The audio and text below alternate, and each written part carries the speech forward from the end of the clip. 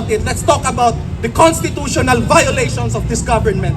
Now, you have to remember the significance message or the tenor of this constitutional provision. It states that sovereignty resides in the people and all government authority emanates from them. So therefore, kung galit ang tao ngayon, it is a constitutional right. Kung masaya ang tao ngayon, it is a constitutional right. But we see everywhere from Luzon to Mindanao, lahat ay galit. So therefore, whatever the reaction of the people, kung ano man yung magiging reaction nila bunga ng dahil because of the grievances of this, the government must respect.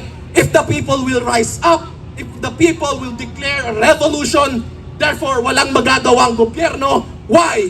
Because sovereignty resides in the people and all government authority emanates from them.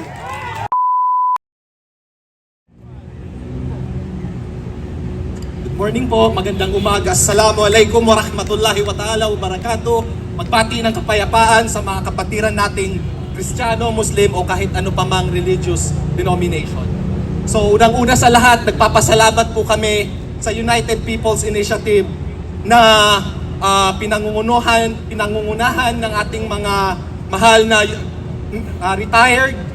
retired men in uniform and sa AFP and sa police. So palakpakan po natin sila dahil itong movement na ito is a colorless, is a wala siyang political color at walang ideology, kung hindi watawat lang ng Pilipinas at kulay na kayumanggi. So nandito po ako para i-remind sa bawat isa sa atin na itong ginagawa nating pagsasama, pagpupulong, this is a legal movement and it is a constitutional right. Even the Constitution itself allows us to come together, make our voices heard, and let the people of the Philippines to let them remind that the government is no longer effective and is no longer serving the people's interest. So to be exact, Article 3 of the Constitution provides for the Bill of Rights of the People. This reminds us that we, the Filipino people, we have the right to petition the government for redress of grievances. So whatever grievances you have, may it be legal or illegal, for as long as we do not execute it in a way that is contrary to law. Pwede kayong magmura, pwede kayong magsalita ng masama against the government because this is inherent in your right to petition the government as part and parcel of the concept of grievance. So kahit anong grievance po yan, so dapat tayo lahat magsalita. Ngayon, iisa-isahin ko sa inyo ano yung mga violations ng government, and these violations, they are exactly found in no less than the Constitution. So we will no longer discuss about the statutory violations, yung mga Republic Act, yung mga graft and corruption, yung mga 6713, forget about it. Let's talk about the constitutional violations of this government.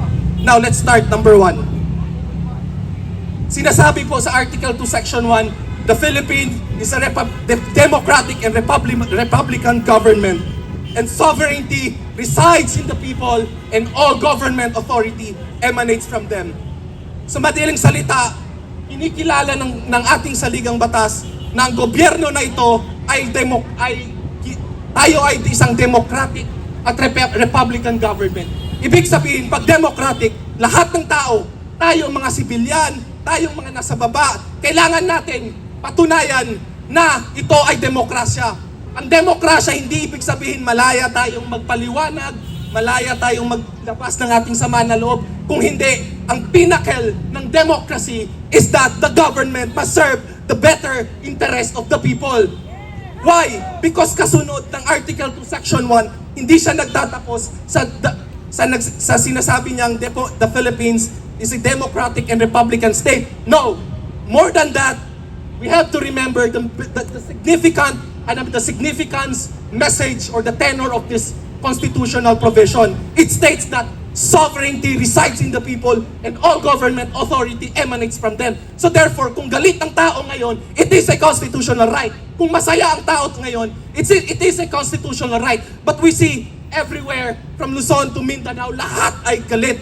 So therefore, whatever the reaction of the people, kung ano man yung magiging reaction nila bunga ng dahil because of the grievances of this, the government must respect.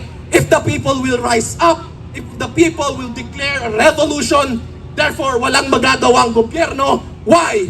Because sovereignty resides in the people and all government authority emanates from them. Yeah.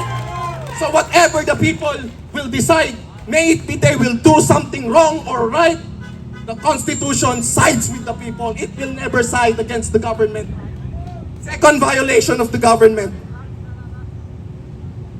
The prime duty, Section 2, Article 4.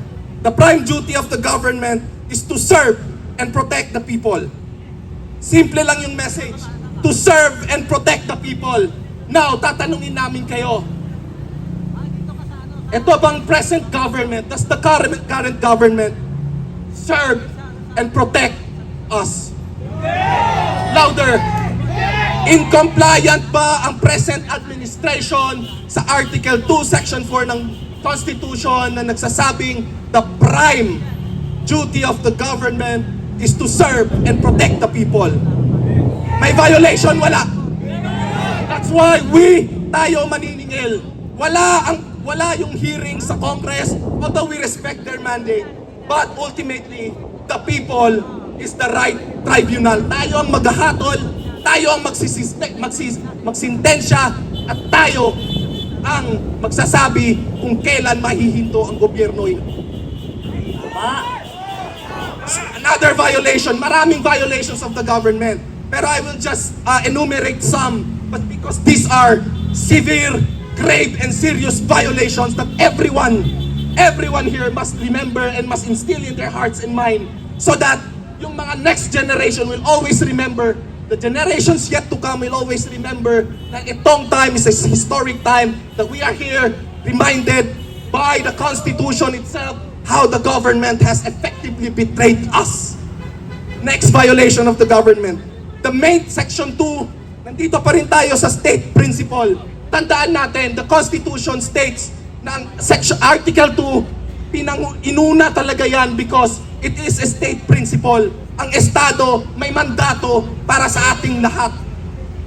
Section 5, ang sinasabi, the maintenance of peace and order, the protection of life, liberty and property, the promotion of general welfare are essential for the enjoyment by all the people, by the blessings of democracy. Now, tatanungin namin kayo. Ang sinasabi dito, ang gobyerno ay may mandato na i-maintain ang peace and order, protection of life, liberty and property, and the promotion of general welfare. Lahat ba ito ay nasusunod? Lahat ba ay nasusunod? Ang gobyerno ba natin ay napoprotektahan ang ating Pusina! Pusina! Pusina! Pusina! Pusina! Ang gobyerno ba natin, tayo ba ay pinoprotektahan at ating general welfare ba ay natutugunan? Number one reason bakit hindi. Ang langtarang corruption, blatant corruption, deception, and lies. Nang dahil dyan, nature has its way. The divine creator has its way to expose the deception and lies of this government through itong mga pagbabaha. Now, alam natin lahat nagsuffer sa baha. Violation number 1, hindi na-protect yung ating general welfare. Because of this flooding, lahat ng operations ng government were shut down. Walang pasok, half day, mga bata hindi nakapag-aral, where in fact dapat nasa school sila nag-aaral, dahil sa pagbabaha hindi na nakapasok. That is a grave violation of our general welfare. Second, ang sinasabi, lahat ng protection ng Pilipino, ito ay essential sa blessings ng democracy. Hindi porket nandito tayo ay tinatamasa natin at nagsasaya tayo sa demokrasya. Hindi po yun. Ang totoong demokrasya ay nai-advance, na po-promote ang ating general welfare. Pero tignan natin, let's try to backtrack anong nangyari. Lahat ng kabalastugan nasa Kongreso, yung mga legislative enactments nila, these are just in favor of them. Nakita naman natin paano nila nilapastangan yung General Appropriations Act for their own selfish interest. Ngayon, talagang kung hindi pa tayo gising, hindi na natin masisisi yung iba kung bakit hindi nila nakikita na ganun na lang ang panlilinlang sa atin. So in essence, while we are here enjoying our freedom of speech, expression, and our right to peaceably assemble, where it's just 30% of your right because 70% of our right has already been deprived. Why? Because wala na tayong, our general welfare has already been stolen from us. So lagi natin yan tatandaan, and we hope and pray that in the next days to come, marami pang sasama at mamumulat na dahil sa itong nangyayari. Another violation. Ito yung pinakalantarang violation na dapat natin malaman. Article 11, Section 1. Accountability of public officers. Tandaan natin, public office is a public trust. And all government employees and officers shall serve the people with utmost responsibility, integrity, loyalty, and efficiency, and they shall live a modest life. Ang tanong, itong present administration, whether from the executive branch or the legislative, are they living their lives modestly? Louder! Bakit? Lahat naka-Land Cruiser, bulletproof, sino sila para mag-demand ng ganitong privilege? They are serving the people. But look how they dress themselves, how they present themselves before us. Dahil dyan, hindi naman pwedeng sisihin ng mga tao dahil binoto sila. No, because tayo, we entrust them, we give them powers to serve us, only that they have gravely abused it. And because of that, maniningil tayo, whatever action we do, right or wrong, whatever action we do, right or wrong, legal or illegal, constitutional or extra-constitutional, remember, again, it boils down to the fact that sovereignty resides in the people and all government authority emanates from them. So when the people demand something from the government, if the people shouts, rises up, the people wants a revolution, whatever kind, peaceful or otherwise, the government has no option. Because remember again, civilian authority is always supreme over military. Yun lang po. Thank That you. is Philippine Constitution Section 3. Maraming